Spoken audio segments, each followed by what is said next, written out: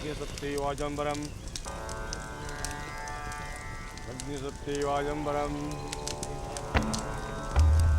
सर्वनिष्ठां परस्याम् ॐ अग्निये स्वाहा अग्निये तन्नमः इंद्रये स्वाहा इंद्रये तन्नमः वरुणये स्वाहा वरुणये तन्नमः अग्निसप्ति ददादीशम् ॐ शुक्लं भरधरं विष्णुं शशिवर्णं चतुर्भुजं प्रसन्नवदनं ध्यायेत् सर्वविघ्नोपशान्तये कर्मण्येवाधिकारस्ते स्वाफलेषु कदाचन मा कर्मफले तु ब्रूहि मा ते कर्मण्ये नमोस्तुते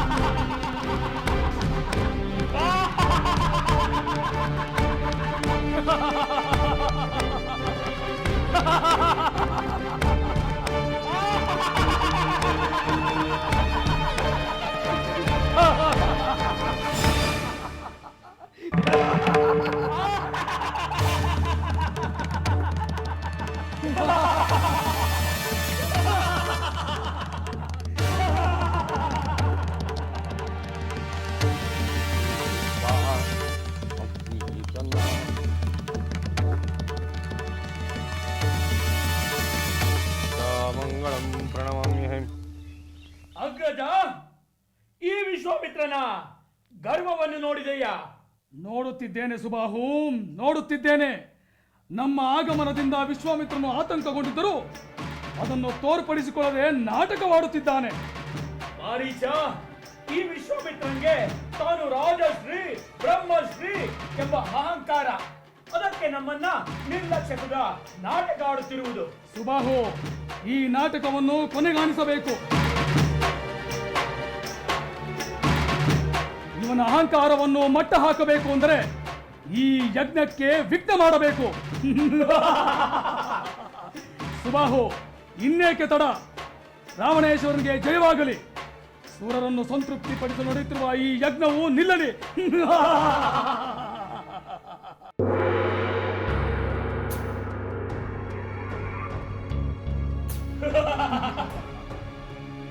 इंद्रहि स्वाहा इंद्रहि तन्नमः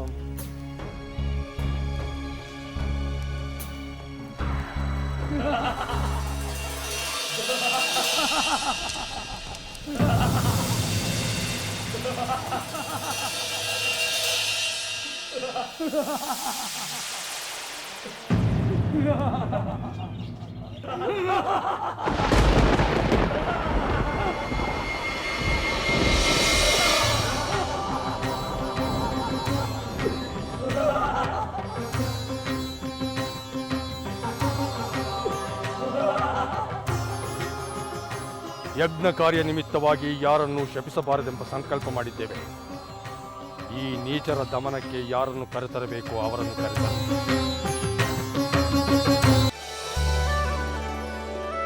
ರಾಜಕುಮಾರಿ, ನೀವು ಹೇಳಿದ ಹಾಗೆ ಗಿಳಿಗಳನ್ನು ಹಿಡಿದು ತಂದಿದ್ದೇವೆ. ಆ ಗಿಳಿಗಳನ್ನು ಇಲ್ಲಿಯೇ ಬಿಟ್ಟು ಅವುಗಳಿಗೆ ರುಚಿಯಾದ ಹಣ್ಣುಗಳನ್ನು ತೆಗೆದುಕೊಂಡು ಬನ್ನಿ. ಆಗಲಿ ರಾಜಕುಮಾರಿ.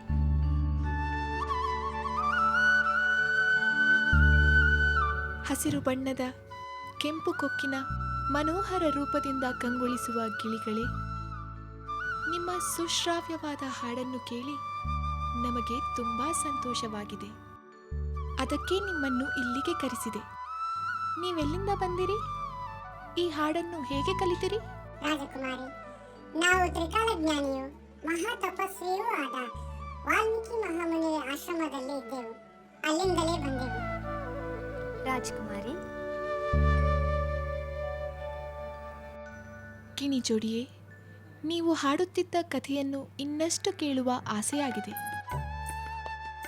ನಿಮಗೆ ಬೇಕಾದ ಹಣ್ಣು, ಹಂಪಲು, ಪಾನೀಯ ಎಲ್ಲವನ್ನೂ ಕೊಡುತ್ತೇನೆ. ಈಗ ಇದನ್ನು ಸೇವಿಸಿ ನಂತರ ಆ ಮಹರ್ಷಿ ಹೇಳಿದ ಕಥೆಯನ್ನು ಹೇಳುವ ಕೃಪೆ ಮಾಡಿ.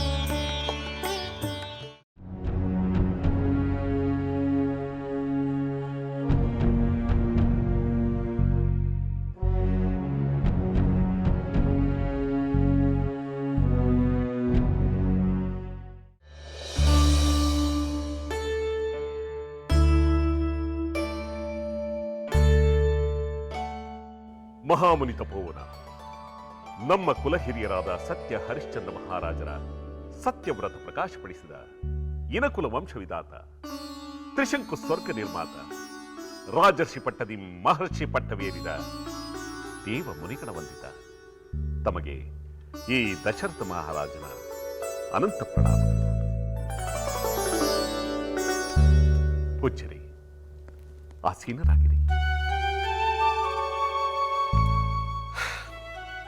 ರಘುಕುಲವನ್ನು ಆಶೀರ್ವದಿಸಿ. ಇಕ್ಷ್ವಾಕು ಕುಲದೀಪಿಕ ದಶರಥ ಮಹಾರಾಜ, ಆಕಾಶದಲ್ಲಿ ಸೂರ್ಯ ಚಂದ್ರರಿರುವವರೆಗೆ ನಿನ್ನ ಕುಲದ ಕೀರ್ತಿ ಮೆರೆಯುತ್ತಲೇ ಇರುತ್ತದೆ. ಭಗವಂತನ ವಿಶೇಷ ಅನುಗ್ರಹ ನಿಮ್ಮ ಕುಲದಿಂದ ಈ ಜಗತ್ತನ್ನೇ ಉದ್ಧಾರ ಮಾಡುತ್ತದೆ.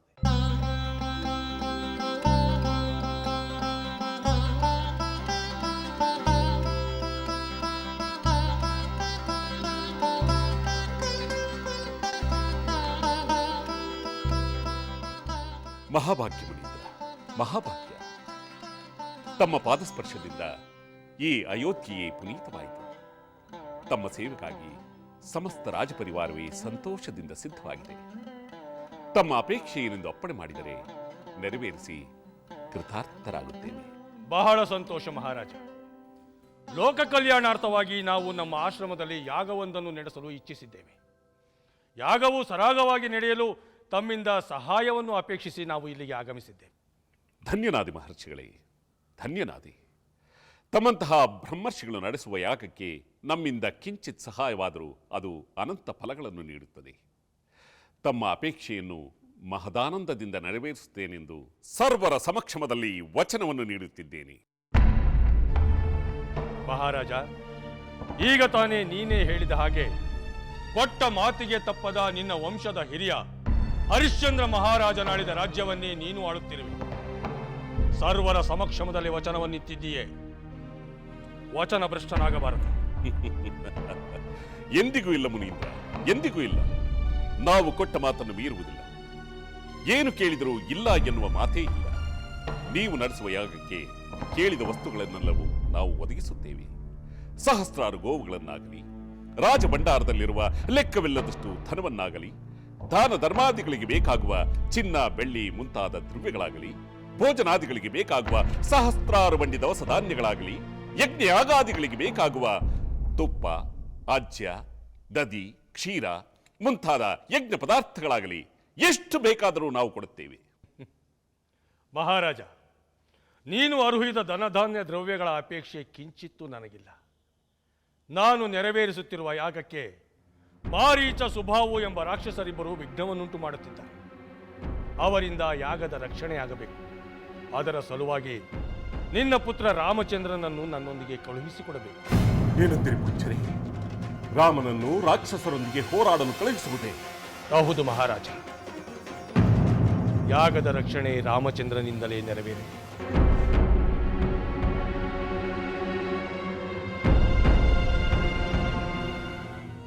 ಇಲ್ಲ ಇಲ್ಲ ಮುನೀಂದ್ರ, ಸಾಧ್ಯವಿಲ್ಲ. ಇದು ಸಾಧ್ಯವಿಲ್ಲ. ಯಾಕೆ ಸಾಧ್ಯವಿಲ್ಲ ಮಹಾರಾಜ? ಮಾತು ಕೊಟ್ಟಿದ್ದೀಯ. ಮಹಾರಾಜ, ನಾನು ಕೊಟ್ಟ ಮಾತಿನಂತೆ ನಿಮ್ಮ ಯಾಗಕ್ಕೆ ಖಂಡಿತ ನೆರವಾಗುತ್ತೇನೆ. ಆ ಯಾಗ ಕಂಟಕರಾದ ರಾಕ್ಷಸಾಧವರನ್ನು ನಾನೇ ಸ್ವತಃ ಬಂದು ಸಂಹರಿಸುತ್ತೇನೆ. ಯಾರಿಂದ ಯಾರ ಸಂಹಾರವಾಗಬೇಕೆಂದು ನಾವು ತೀರ್ಮಾನಿಸುತ್ತೇವೆ. ಯಾಗ ಮುಗಿಯುವವರೆಗೆ ಕೋಪದಿಂದ ಯಾರನ್ನೂ ಶಿಕ್ಷಿಸಬಾರದು ಎಂಬ ಸಂಕಲ್ಪ ಮಾಡಿದ ಕಾರಣಕ್ಕೆ ರಾಕ್ಷಸರ ಉಪಟಳವನ್ನು ತಡೆಯಲು ಸ್ವತಃ ನಾವೇ ನಿರ್ಬಂಧವನ್ನು ಹಾಕಿಕೊಂಡಿದ್ದೇವೆ. ಆದ ಕಾರಣಕ್ಕಾಗಿ ರಾಮಚಂದ್ರನನ್ನು ಕರೆದೊಯ್ಯಲು ಇಲ್ಲಿಗೆ ಆಗಮಿಸಿದೆ.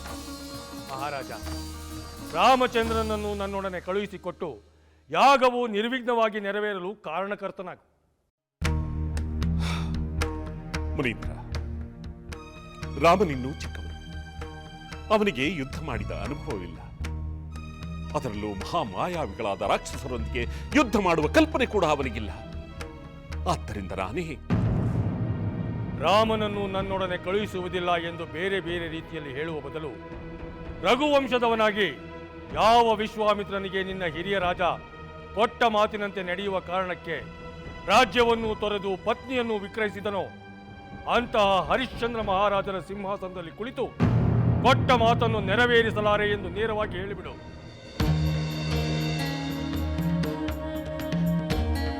ದಶರಥ, ನಿನಗೆ ಸ್ವಲ್ಪ ಸಮಯಾವಕಾಶವನ್ನು ಕೊಡುತ್ತಿದ್ದೇನೆ. ಅಷ್ಟರಲ್ಲಿ ಒಂದು ತೀರ್ಮಾನಕ್ಕೆ ಬರುವುದು ಒಳ್ಳೆಯದು. ನಾನು ಸರಿಯೂ ನದಿ ದಂಡೆಯಲ್ಲಿ ಅರ್ಘ್ಯವನ್ನು ಬಿಟ್ಟು ಬರುತ್ತೇನೆ. ಮುನೀಂದ್ರ,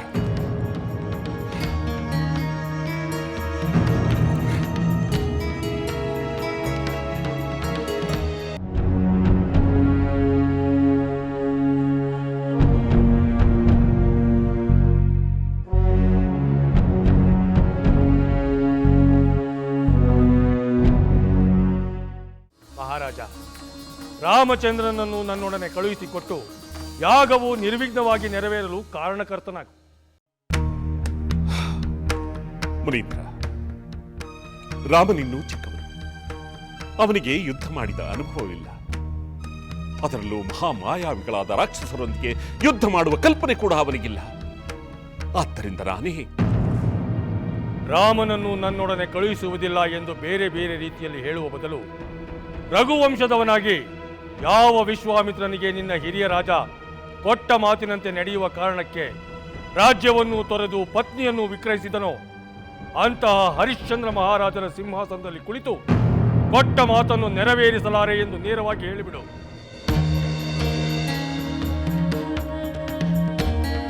ದಶರಥ, ನಿನಗೆ ಸ್ವಲ್ಪ ಸಮಯಾವಕಾಶವನ್ನು ಕೊಡುತ್ತಿದ್ದೇನೆ.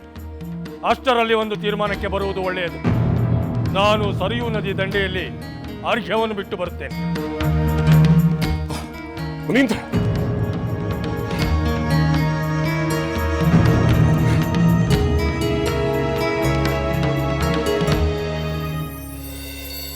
ಆದಿತ್ಯ ಸವಿತಾ ಸೂರ್ಯ ಖಗಃ ಪುಷಾ ಗಭಸ್ತಿಮಾನ್ ಸುವರ್ಣ ಸದೃಶೋ ಭಾನುಃ ಸ್ವರ್ಣರೇಖಾ ದಿವಾಕರಃ ಹಿರಣ್ಯಗರ್ಭಃ ಶಿಶಿರಸ್ತಪನೋ ಭಾಸ್ಕರೋ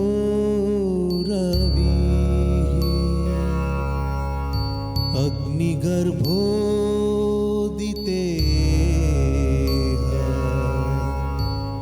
पुत्रः शङ्खः शिशिरनाशनः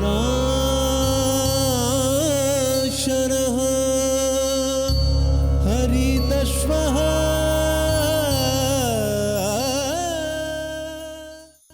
ಸಹೋದರ ಲಕ್ಷ್ಮಣ, ಸಹೋದರ, ವಿಶ್ವಾಮಿತ್ರ ಮಹರ್ಷಿಗಳು ದಯಮಾಡಿಸಿದ್ದಾರೆ. ಹಾಗಾದ್ರೆ ಕೂಡಲೇ ಹೋಗಿ ಅವರ ಆಶೀರ್ವಾದವನ್ನು ಪಡೆಯೋಣ. ಸಹೋದರ, ನಾವು ಅವರ ಆಶೀರ್ವಾದವನ್ನು ಪಡೆಯುತ್ತೇವೋ ಅಥವಾ ಅವರ ಕೋಪಕ್ಕೆ ಗುರಿಯಾಗುತ್ತೇವೋ ಎನಿಸುತ್ತಿದೆ. ಏಕೆ ಲಕ್ಷ್ಮಣ? ಸಹೋದರ, ರಾಕ್ಷಸರಿಂದ ಅವರ ಯಾಗ ರಕ್ಷಣೆ ಮಾಡಲು ನೀನು ಅವರೊಂದಿಗೆ ತೆರಳಬೇಕು ಎಂಬುದು ಅವರ ಕೋರಿಕೆ.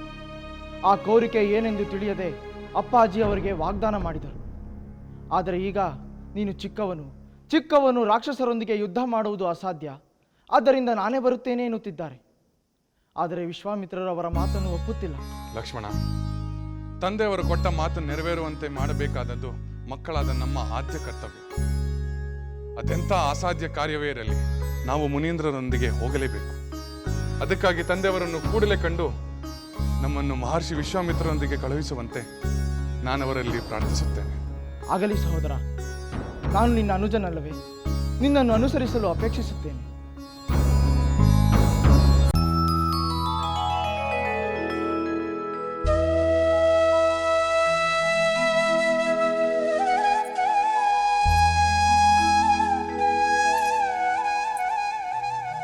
ಜೋಡಿಯೇ, ನಿಮಗೆ ಈ ಹಣ್ಣು ಇಷ್ಟವಾಯಿತೇ? ಇಷ್ಟವಾಗಿದೆ ರಾಜಕುಮಾರಿ. ನೀವು ಮನುಷ್ಯರಿಗಿಂತ ಹೆಚ್ಚಿನ ನೀತಿ ನಿಯಮಗಳನ್ನು ಪಾಲಿಸುವಿರಿ. ನಿಮ್ಮನ್ನು ನಾವು ಪಂಜರದಲ್ಲಿ ಇಡದೇ ಇದ್ದರೂ ಹಾರಿ ಹೋಗುವ ಪ್ರಯತ್ನವೂ ಮಾಡಲಿಲ್ಲ. ಇಂದಿಗೂ ಕೊಟ್ಟ ಮಾತನ್ನು ತಪ್ಪುವುದಿಲ್ಲ. ನಾವು ನಿಮ್ಮ ಆತಿಥ್ಯ ಸ್ವೀಕರಿಸಿ ನಿಮ್ಮ ಒಪ್ಪಿಗೆ ಪಡೆಯದೆ ಹಾರಿ ಹೋಗುವ ತಪ್ಪನ್ನು ಮಾಡುವುದಿಲ್ಲ. ಇದು ರಾಜಸ್ಥಾನ. ನಿಮ್ಮ ತಂದೆ ಜನಕ ಮಹಾರಾಜ ಮಹಾ ಪರಾಕ್ರಮಶಾಲಿ.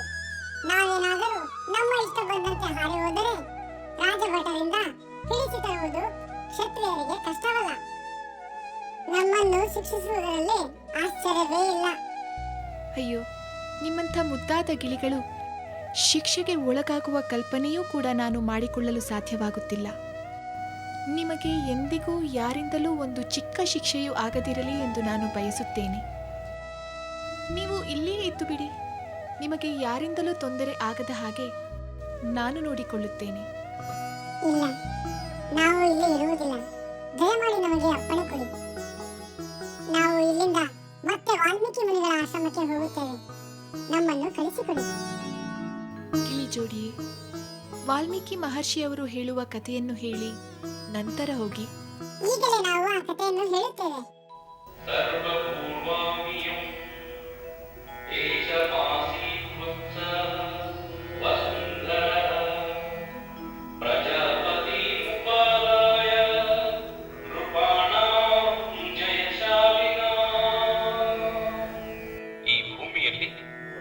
ಪ್ರಜಾಪತಿಯಿಂದ ಪ್ರಾರಂಭವಾದ ಕೋಸಲ ದೇಶದ ಇಕ್ಷ್ವಾಕು ವಂಶದಲ್ಲಿ ಅಜನ ಸುತನಾದ ದಶರಥನೆಂಬ ಮಹಾಮಹಿಮನು ಆಳುತ್ತಿದ್ದನು.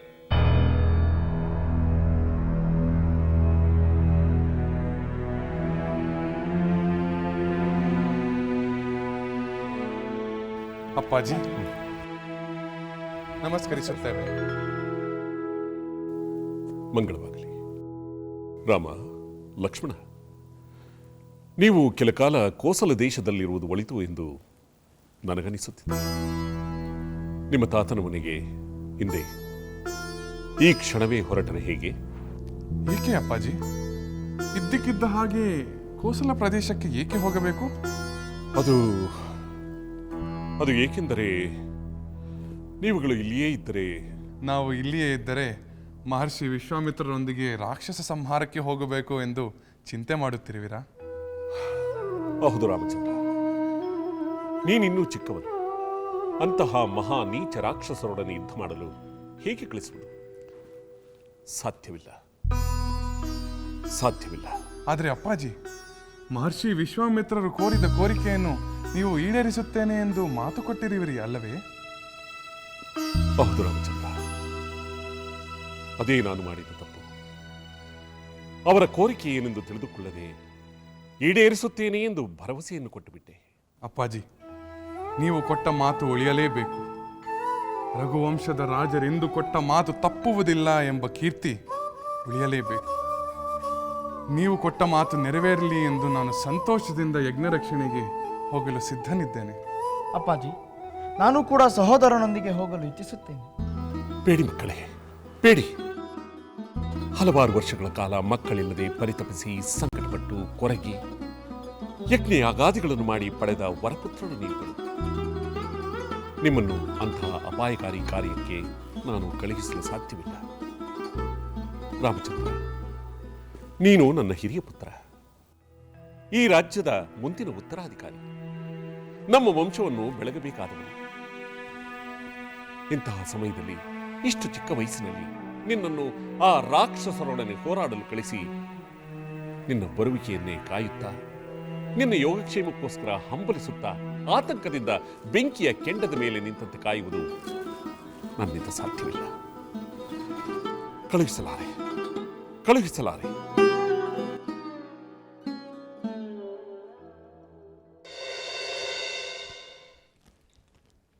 ಬ್ರಹ್ಮರ್ಷಿ ವಸಿಷ್ಠರಿಗೆ ಪ್ರಣಾಮಗಳು. ರಾಮ, ಲಕ್ಷ್ಮಣ, ದೀರ್ಘಾಯುಷ್ಮಾನ್ ಭವ.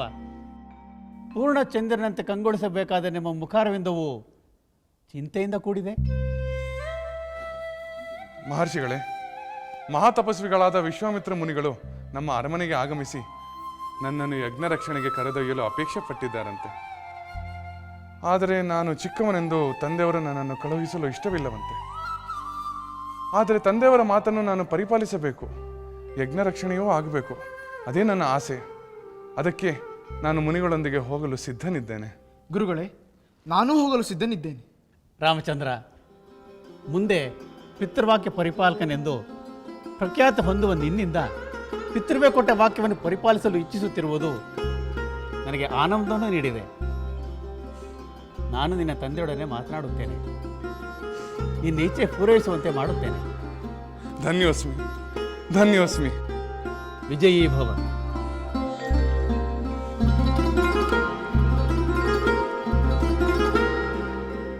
ಮಹರ್ಷಿ ವಿಶ್ವಾಮಿತ್ರರೇ, ತಾವು ನಡೆಸುವ ಯಜ್ಞದ ರಕ್ಷಣೆಗಾಗಿ ನಮ್ಮ ಮೇಲೆ ವಿಶ್ವಾಸವಿಟ್ಟು ಇಲ್ಲಿಯವರೆಗೂ ಆಗಮಿಸಿ ತಮ್ಮ ಕೋರಿಕೆಯನ್ನು ನಮ್ಮಲ್ಲಿ ಹೇಳಿದ್ದಕ್ಕಾಗಿ ನಾವು ತಮ್ಮಲ್ಲಿ ಗೌರವಪೂರ್ವಕವಾದ ವಂದನೆಯನ್ನು ಸಲ್ಲಿಸುತ್ತಿದ್ದೇವೆ.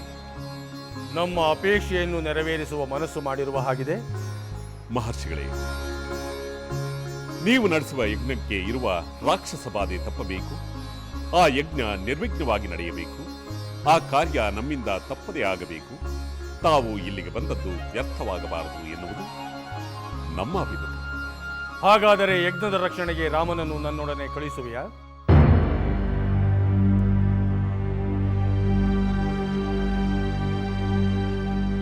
ತಮ್ಮಲ್ಲಿ ಕೈ ಮುಗಿದು ಅತ್ಯಂತ ವಿನಯದಿಂದ ಕೇಳಿಕೊಳ್ಳುತ್ತಿದ್ದೇನೆ. ತಮ್ಮ ಯಜ್ಞದ ರಕ್ಷಣೆ ಖಂಡಿತ ಆಗುತ್ತದೆ. ಆದರೆ ಮಹರ್ಷಿಗಳೇ, ನನ್ನ ರಾಮ ಇನ್ನೂ 16 ವರ್ಷಗಳೂ ತುಂಬದ ಬಾಲಕ. ಅವನಿಗೆ ರಾಕ್ಷಸರೊಡನೆ ಹೋರಾಡುವ ಯೋಗ್ಯತೆ ಇದೆ ಎಂದು ನಾನು ಹೇಗೆ ನಂಬಲಿ? ಅಂದರೆ ರಾಮನನ್ನು ಕಳುಹಿಸುವುದಿಲ್ಲವೇ? ಮಹರ್ಷಿಗಳೇ, ರಾಮನನ್ನು ಕಳುಹಿಸಲಾಗದ ಮಾತ್ರಕ್ಕೆ ಯಜ್ಞದ ರಕ್ಷಣೆಯಾಗಲಾರದು ಎಂದು ಭಾವಿಸಬೇಡಿ. ನನ್ನಲ್ಲಿ ಒಂದು ಅಕ್ಷೋಹಿಣಿ ಸೈನ್ಯವಿದೆ. ಆ ಸೈನ್ಯದೊಡನೆ ನಾನೇ ಬಂದು ರಾಕ್ಷಸರೊಡನೆ ಯುದ್ಧ ಮಾಡುತ್ತೇನೆ. ನನ್ನ ಸೇನಾಧಿಪತಿಗಳು ಶೂರರು, ಅಸ್ತ್ರ ವಿಶಾರದರು, ರಾಕ್ಷಸರೊಡನೆ ಹೋರಾಡಲು ಸಮರ್ಥರೂ ಆಗಿದ್ದಾರೆ. ರಾಮನನ್ನು ಕಳುಹಿಸು ಎಂದು ವಿನಂತಿಸಿದರೆ ನೀನು ಸೇನೆಯನ್ನು ಕಳಿಸುವ ಬಗ್ಗೆ ಮಾತನಾಡುತ್ತಿರುವೆಯಲ್ಲ? ಮಹರ್ಷಿಗಳೇ, ನಾನು ಬರಿಯ ಸೈನ್ಯವನ್ನು ಮಾತ್ರ ಕಳುಹಿಸುತ್ತಿಲ್ಲ. ನಾನೇ ಧನುಷ್ಪಾಣಿಯಾಗಿ ಯಜ್ಞ ರಕ್ಷಣಾರ್ಥಿಯಾಗಿ ಬರುತ್ತಿದ್ದೇನೆ. ಸೈನ್ಯದ ಮುಂದಾಳಾಗಿ ನಿಂತು ಎಲ್ಲಿಯವರೆಗೂ ನನ್ನ ಪ್ರಾಣಪಕ್ಷಿ ಇರುತ್ತದೆಯೋ ಅಲ್ಲಿಯವರೆಗೂ ಯಜ್ಞಕ್ಕೆ ವಿಘ್ನ ಉಂಟು ಮಾಡುವ ರಾಕ್ಷಸರೊಡನೆ ಎಡೆಬಿಡದೆ ಹೋರಾಡುತ್ತೇನೆ. ಮುನಿಪುಂಗವರೇ, ನನ್ನಿಂದ ನಿಮ್ಮ ವ್ರತಾನುಷ್ಠಾನವಾಗುತ್ತದೆ. ಇದರಲ್ಲಿ ಯಾವ ಸಂಶಯವೂ ಬೇಡ. ಯಾಗದ ರಕ್ಷಣೆಯನ್ನು ನೀನು ಮಾಡುವುದರ ಕುರಿತು ಯೋಚಿಸಿದ್ದರೆ ಅದು ಸಂಶಯ ಮಾತ್ರ. ನಾನು ಯೋಚಿಸಿದ್ದು ರಾಮನ ಕುರಿತಾಗಿ. ರಾಮನ ಮೇಲೆ ನಿನಗೆ ಸಂಶಯವೇಕೆ ಮಹಾರಾಜ?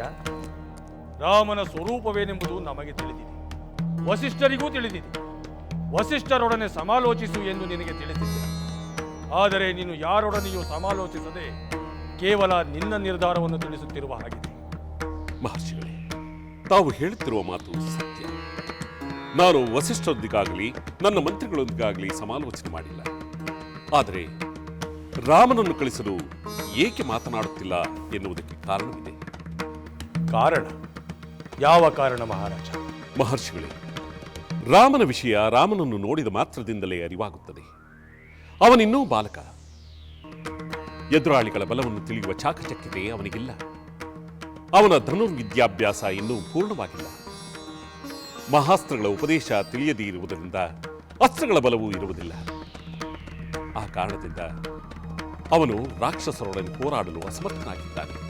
ಏಕೆಂದರೆ ರಾಕ್ಷಸರು ಕಪಟ ಯುದ್ಧ ಪ್ರವೀಣರು. ಆದರೆ ನಮ್ಮ ರಾಮ ಕಪಟವನ್ನೇ ಅರಿಯದನು. ರಾಮನಿಗೆ ಅಸ್ತ್ರಗಳ ಉಪದೇಶವಾಗಿಲ್ಲ ಎಂದು ನೀನು ಹೆದರುತ್ತಿರುವೆಯ? ಅದು ನನ್ನೊಡನೆ ರಾಮನಿರುವಾಗ. ಮಹರ್ಷಿಗಳೇ, ನೀವೇ ರಾಮನಿಗೆ ಅಸ್ತ್ರಗಳನ್ನು ಉಪದೇಶಿಸಿ ಸಂರಕ್ಷಿಸುವುದಾಗಿ ಹೇಳಿದರೂ ಕೂಡ ನಾನು ರಾಮನನ್ನು ಬಿಟ್ಟು ಕ್ಷಣ ಮಾತ್ರವೂ ಜೀವಿಸಲು ಇಚ್ಛಿಸುವುದಿಲ್ಲ. ಒಂದು ಕಾರಣಕ್ಕೆ ರಾಮನನ್ನು ಕರೆದೊಯ್ಯುವುದು ಯುಕ್ತವಲ್ಲ ಎಂದು ನನಗನಿಸುತ್ತದೆ. ಹಾಗೊಮ್ಮೆ ನೀವು ಕರೆದೊಯ್ಯುವುದೇ ಆದರೆ ಚತುರಂಗ ಬಲದೊಡನೆ ನಾನೂ ಬರುತ್ತೇನೆ. ರಾಮನನ್ನು ಕಂಡರೆ ಏಕೆಷ್ಟು ಮಮತೆ ಎಂದು ನೀವು ಕೇಳಬಹುದು. ಮಹರ್ಷಿಗಳೇ, ಅನೇಕ ವರ್ಷಗಳ ಕಾಲ ಮಕ್ಕಳಿಲ್ಲದೆ ವ್ರತಾನುಷ್ಠಾನ ಮಾಡಿ ಯಜ್ಞ ಯಾಗಾದಿಗಳನ್ನು ಮಾಡಿ ಅವನನ್ನು ಪಡೆದಿದ್ದೇನೆ. 4 ಮಕ್ಕಳಿರುವರಲ್ಲ, ಅದರಲ್ಲಿ ರಾಮನನ್ನು ಕಳುಹಿಸಬಹುದಲ್ಲ ಎಂದು ನೀವು ಕೇಳಬಹುದು. 4 ಮಕ್ಕಳಲ್ಲಿ ರಾಮನೇ ನನಗೆ ಪ್ರಿಯವಾದವನು. ಏಕೆಂದರೆ ಅವನು ಜ್ಯೇಷ್ಠ ಪುತ್ರ, ಧರ್ಮರಕ್ಷಕ. ಮಹಾರಾಜ, ಇಷ್ಟೆಲ್ಲ ಹೇಳುವ ಬದಲು ನಿಮ್ಮ ಯಾಗದ ರಕ್ಷಣೆ ನನ್ನಿಂದ ಸಾಧ್ಯವಿಲ್ಲ ಎಂಬ ಮಾತನ್ನು ಹೇಳಬಹುದಿತ್ತಲ್ಲ. ಮಹರ್ಷಿಗಳೇ, ನನ್ನ ಮನದಾಳದ ಮಾತುಗಳನ್ನು ಹೇಳುತ್ತಿದ್ದೇನೆ. ತಮ್ಮಂತಹ ಮಹಾತ್ಮರ ಮುಂದೆ ಮನಸ್ಸಿನಲ್ಲೊಂದು ಮಾತಿನಲ್ಲೊಂದು ಆಡಲು ಸಾಧ್ಯವಿಲ್ಲ. ರಾವಣನ ಎದುರಾಗಲಿ, ಅವನಿಂದ ಪ್ರೇರಿತರಾದ ಮಾರೀಚ ಸುಬಾಹುವಿನ ಎದುರಾಗಲಿ ನಾನು ಯುದ್ಧ ಮಾಡಲು ಅಶಕ್ತನಾಗಿದ್ದೇನೆ. ಬಹಳ ವರ್ಷಗಳ ನಂತರ ಪುತ್ರ ಸಂತಾನ ಪ್ರಾಪ್ತಿಯಾದ ನನಗೆ ನೀವೇ ಗುರುಗಳು, ಪರದೈವವೂ ಆಗಿರುವುದು.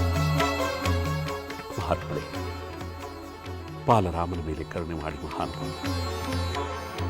ದೇವದಾನವ ಕಿನ್ನರ ಕಿಂಪುರುಷರೇ ರಾವಣನ ಮುಂದೆ ಯುದ್ಧಕ್ಕೆ ನಿಲ್ಲಲು ಅಸಮರ್ಥರಾಗಿರುವಾಗ ಸಾಮಾನ್ಯ ಎಕ್ಕಶ್ಚಿತ್ ಮಾನವರು ಅಂತಹ ಮಹಾನ್ ರಾವಣನನ್ನು ಗೆಲ್ಲುವುದು ಸಾಧ್ಯವೇ? ನಾನೇ ಸಾಧ್ಯವಿಲ್ಲ.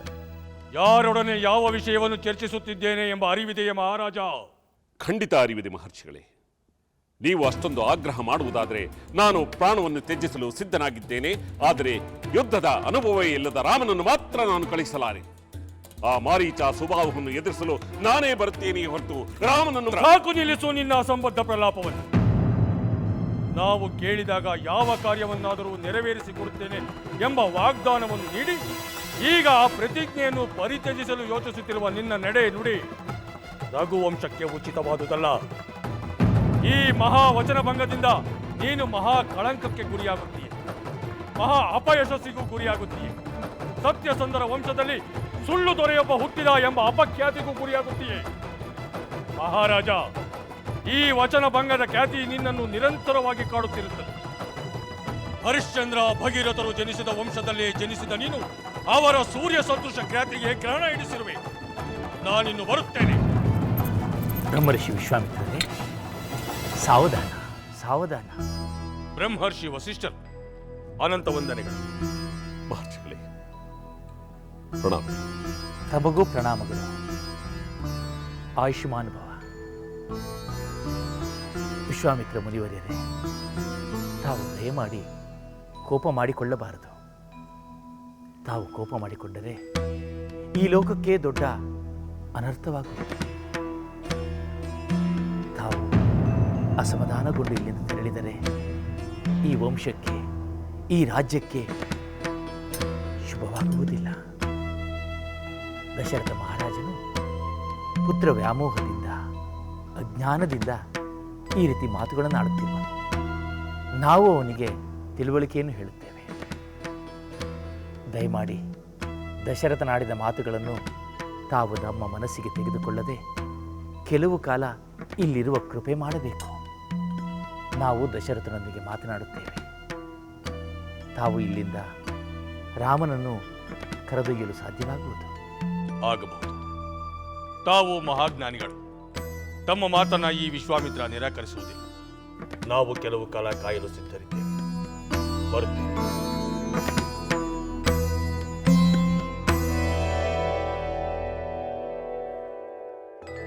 ಅರೆ, ನಾವು ಆಗಲೇ ತಂದಿಟ್ಟ ಹಣ್ಣುಗಳನ್ನು ತಿಂದಿಲ್ಲ, ನೀರನ್ನೂ ಕುಡಿದಿಲ್ಲ. ಯಾಕೆ? ನೀವು ಯಾಕೆ ತಿನ್ನುತ್ತಿಲ್ಲ? ನಿಮಗೆ ಬೇರೆ ಏನಾದರೂ ಬೇಕಾ? ಅಯ್ಯೋ ದೇವ್ರೆ, ನೀವು ಹೀಗೆ ಉಪವಾಸ ಮಾಡಿದರೆ ಅಲ್ಲಿ ರಾಜಕುಮಾರಿ ಸೀತಾದೇವಿ ಉಪವಾಸ ಮಾಡ್ತಾಳಷ್ಟೆ. ತಾಳಿ, ಈಗಲೇ ಹೋಗಿ ನಾವು ರಾಜಕುಮಾರಿಯನ್ನು ಕರೆತರುತ್ತೇವೆ.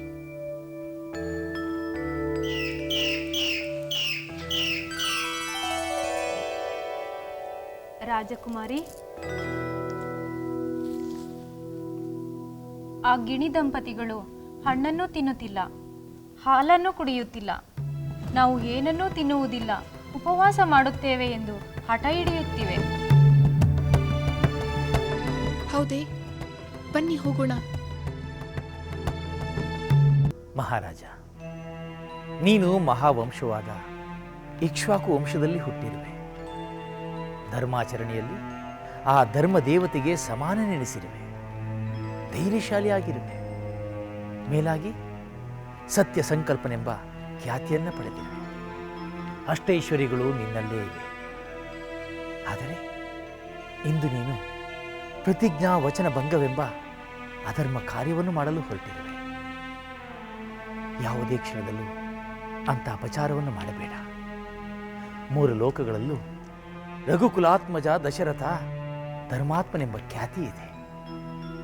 ಸತ್ಯವಾಕ್ಯ ಪರಿಪಾಲಕನೆಂಬಂತೆ ಧರ್ಮವನ್ನು ಪಾಲಿಸು.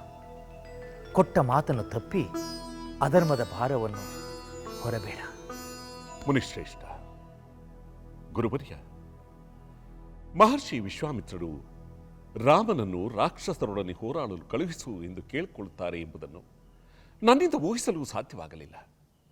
ಏಕೆಂದರೆ ರಾಮನಿನ್ನೂ ಬಾಲಕ. ಒಬ್ಬ ಬಾಲಕನನ್ನು ರಾಕ್ಷಸರೊಡನೆ ಹೋರಾಡಲು ಯಾರಾದರೂ ಕರೆಯುತ್ತಾರೆ ಎಂಬುದನ್ನು ಕಲ್ಪಿಸಿಕೊಳ್ಳುವುದು ಅಸಾಧ್ಯ.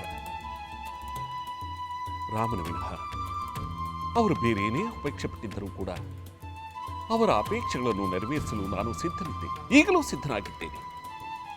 ನಾನೇ ರಾಕ್ಷಸರೊಡನೆ ಹೋರಾಡಲು ಸೈನ್ಯ ಸಮೇತ ಬರುತ್ತೇನೆ ಎಂದು ಕೇಳಿಕೊಂಡೆ. ಏಕೋ ಮಹರ್ಷಿ ವಿಶ್ವಾಮಿತ್ರರು ನನ್ನ ಮಾತನ್ನು ಲೆಕ್ಕಿಸಲೇ ಇಲ್ಲ.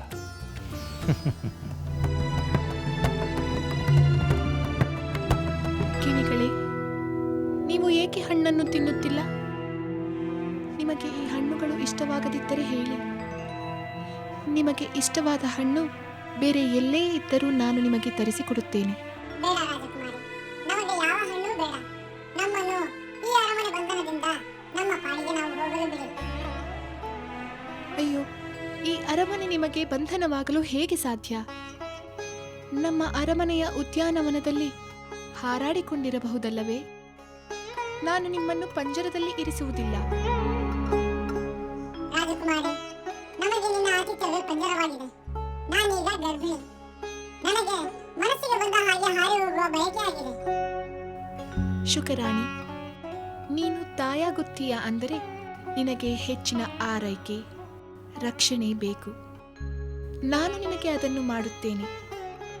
ನೀನು ಇಲ್ಲಿಂದ ನಿನ್ನ ಸಂತಾನದೊಂದಿಗೆ ಹೋಗುವೆಯಂತೆ. ಬೇಕಾದರೆ ಈ ನಿನ್ನ ಪತಿ ಹೋಗಿ ನಿನಗೆ ಇಷ್ಟವಾದದ್ದನ್ನೆಲ್ಲ ತರಲಿ. ನೀನು ಮಾತ್ರ ಇಲ್ಲೇ ಇರು ಶುಕರಾಣಿ, ಇಲ್ಲೇ ಇರು. ಶುಕರಾಜ, ನೀನು ಹೋಗಿ ಬಾ. ನಿನ್ನ ಸತಿಗೆ ಇಷ್ಟವಾದನ್ನೆಲ್ಲ ತೆಗೆದುಕೊಂಡು ಬಾ. ಮಹಾರಾಜ, ಮಹರ್ಷಿ ವಿಶ್ವಾಮಿತ್ರರು ಇದನ್ನು ಕೇಳಿದ್ದರೆ ನಾನು ನೀಡುತ್ತಿದ್ದೆ, ಅವರು ಇಂತಹದನ್ನು ಅಪೇಕ್ಷೆ ಪಟ್ಟಿದ್ದರೆ ನಾನು ಅದನ್ನು ಅವರಿಗೆ ಸಮರ್ಪಿಸುತ್ತಿದ್ದೆ ಎಂದು ನೀನು ಹೇಳುವುದು ಅರ್ಥವಿಲ್ಲದ ಮಾತು. ತಾವು ಏನು ಕೇಳಿದರೂ ಅದನ್ನು ನಾನು ನೆರವೇರಿಸಿಕೊಡುತ್ತೇನೆ ಎಂದು ಮಹರ್ಷಿಗಳಿಗೆ ಪ್ರತಿಜ್ಞಾ ವಚನವನ್ನು ನೀಡಿರುವೆನು. ಪ್ರತಿಜ್ಞಾ ವಚನವನ್ನು ಪಾಲಿಸದೇ ಇರುವುದು ಅಶ್ವಮೇಧ ಯಾಗಗಳನ್ನು, ಕೆರೆಕಟ್ಟೆ ಬಾವಿಗಳನ್ನು ಕಟ್ಟಿಸಿದ ಫಲವನ್ನು ನಾಶ ಮಾಡುತ್ತದೆ. ಅಂತಹ ಅನರ್ಥವನ್ನು ತಂದುಕೊಳ್ಳುವುದಕ್ಕಿಂತ ರಾಮನನ್ನು ಮಹರ್ಷಿ ವಿಶ್ವಾಮಿತ್ರರ ಜೊತೆ ಕಳಿಸುವುದೇ ಸೂಕ್ತ. ಬ್ರಹ್ಮರ್ಷಿಗಳೇ, ಅಸ್ತ್ರವಿದ್ಯೆಯನ್ನೇ ತಿಳಿಯದ ರಾಮನನ್ನು ನಾನು ಯಾವ ಧೈರ್ಯದ ಮೇಲೆ ರಾಕ್ಷಸರೊಡನೆ ಹೋರಾಡಲು ಕಳುಹಿಸಲಿ? ಮಹಾರಾಜ ದಶರಥ, ರಾಮನಿಗೆ ಅಸ್ತ್ರವಿದ್ಯೆ ತಿಳಿದಿರಲಿ ತಿಳಿಯದೇ ಇರಲಿ, ಕೌಶಿಕ ಪುತ್ರನಾದ ವಿಶ್ವಾಮಿತ್ರ ಮಹರ್ಷಿಯಿಂದ ರಕ್ಷಿಸಲ್ಪಡುವ ರಾಮನನ್ನು ಯಾವ ರಾಕ್ಷಸರು ಮುಟ್ಟಲಾರರು. ಸುತ್ತಲೂ ಅಗ್ನಿಚಕ್ರ ಉರಿಯುತ್ತಿರಲು ಮಧ್ಯದಲ್ಲಿರುವ ಅಮೃತವನ್ನು ಯಾರೂ ಮುಟ್ಟಲು ಹೇಗೆ ಸಾಧ್ಯವಿಲ್ಲವೋ ಹಾಗೆ ವಿಶ್ವಾಮಿತ್ರರ ನಡುವೆ ಇರೋ ರಾಮನನ್ನು ಯಾವ ರಾಕ್ಷಸರು ಏನೂ ಮಾಡಲಾರರು. ದಶರಥ, ವಿಶ್ವಾಮಿತ್ರರನ್ನು ಒಬ್ಬ ಸಾಮಾನ್ಯ ತಪಸ್ವಿ ಎಂದು ನೀನು ತಿಳಿಯಬೇಡ. ಅವರು ಸಶರೀರಿಯಾದ ಧರ್ಮ ದೇವತೆ ಎಂದು ತಿಳಿ.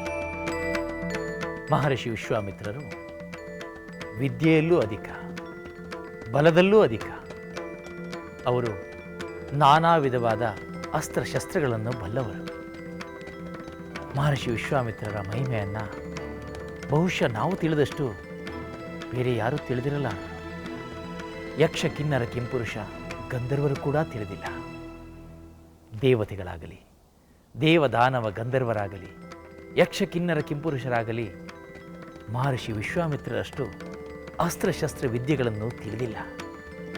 ಏಕೆಂದರೆ ಮಹರ್ಷಿ ವಿಶ್ವಾಮಿತ್ರನಿಗೆ ಸ್ವತಃ ಪರಮೇಶ್ವರನೇ ಅಸ್ತ್ರವಿದ್ಯೆಯನ್ನು ಅನುಗ್ರಹಿಸಿದ್ದಾನೆ.